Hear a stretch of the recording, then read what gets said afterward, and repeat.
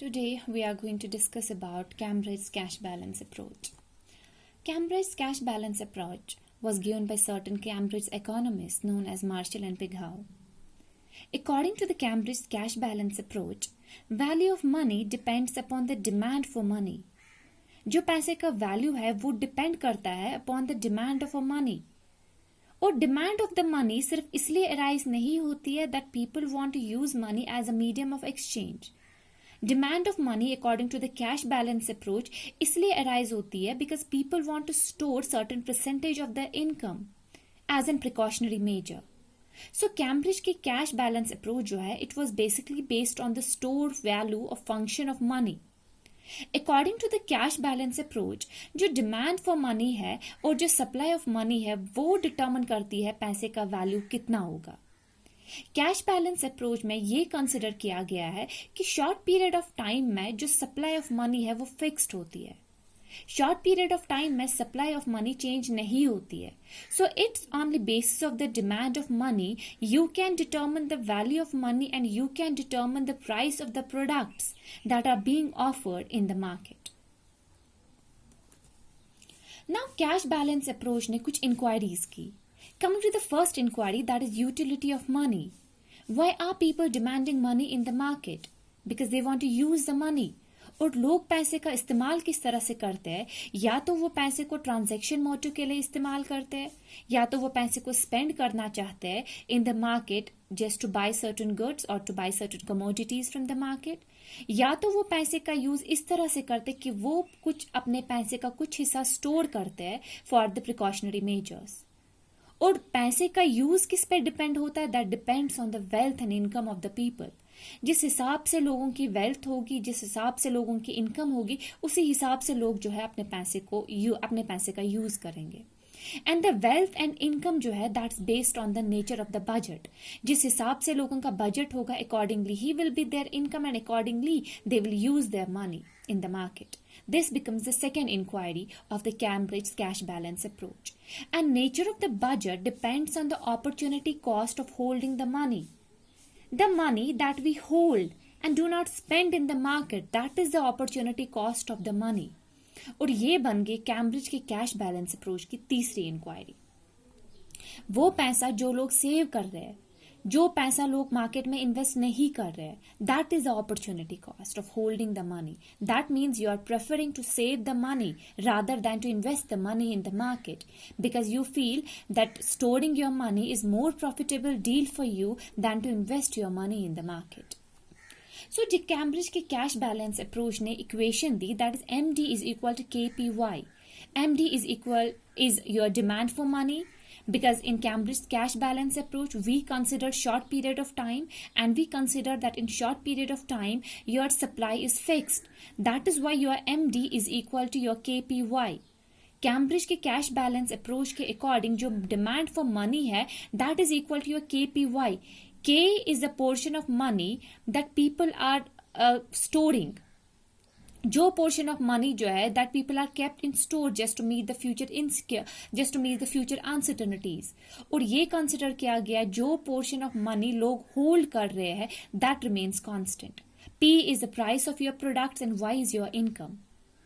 So the quantity of money is equal to your money that the people want to hold, the price of the products that they are offering in the market and the income level of the people. और एक equation और एक चीज हमने determine किया through the cash balance approach. We find the relationship between the value of the money and between the price of the money. ये determine किया गया कि there is an inverse relationship between the price and between the value of the money. जितना ज्यादा product का price बढ़ेगा उतना ही ज्यादा पैसे का वैल्यू कम होगा, और जितना ज्यादा प्रोडक्ट का प्राइस कम होगा उतना ही ज्यादा पैसे का वैल्यू ज्यादा होगा. क्योंकि जितना कम रेट में आपको प्रोडक्ट मिल रहा है दैट मीन्स आपको बिल्कुल कम पैसे स्पेंड करने हैं मार्केट में और आप कम पैसों में ज्यादा कमोडिटीज को खरीद रहे हैं. दैट मीन्स जब पैसा कम है जब प्रोडक्ट का प्राइस कम है पैसे का वैल्यू ज्यादा है. और अगर प्रोडक्ट्स का प्राइस बढ़ गया दैट मीन्स आपको ज्यादा पैसे मार्केट में स्पेंड करने हैं and you are able to get like small quantity of products from the market. That means the price, more the price of the product, less will be the value of your money. This was all about the Cambridge cash balance approach. Now moving on the limitations of we have certain limitations in the Cambridge cash balance approach. The first limitation is it neglect the saving investment factor. Cambridge के cash balance approach में ये बताया गया कि अगर लोग पैसे को डिमांड कर रहे हैं to keep it in store, लोग पैसे को इसलिए डिमांड कर रहे हैं या लोग पैसे को इसलिए सेव कर रहे हैं क्योंकि अगर फ्यूचर में कोई इनसर्टनिटी हो गई या एज एन प्रिकॉशनरी मेजर जो है लोग पैसे को स्टोर कर रहे हैं. But what about investment factor? This is not the only reason why people are saving their money और why people are storing their money. लोग तो पैसे को इसलिए भी स्टोर कर रहे हैं because they want to invest their money in the near future. वो चाहते हैं अपने पैसे को फ्यूचर में मार्केट में इन्वेस्ट करना या किसी और प्रोजेक्ट में इन्वेस्ट करना. That can be the reason that people are storing the money. लेकिन इन्वेस्टमेंट फैक्टर को टोटली नेग्लेक्ट किया गया in the cash balance approach. The another limitation is that is K and Y remain constant. That is also not the case. That's also not really possible. लोग पैसे को किस तरह से store करते हैं that depends upon the income of the people.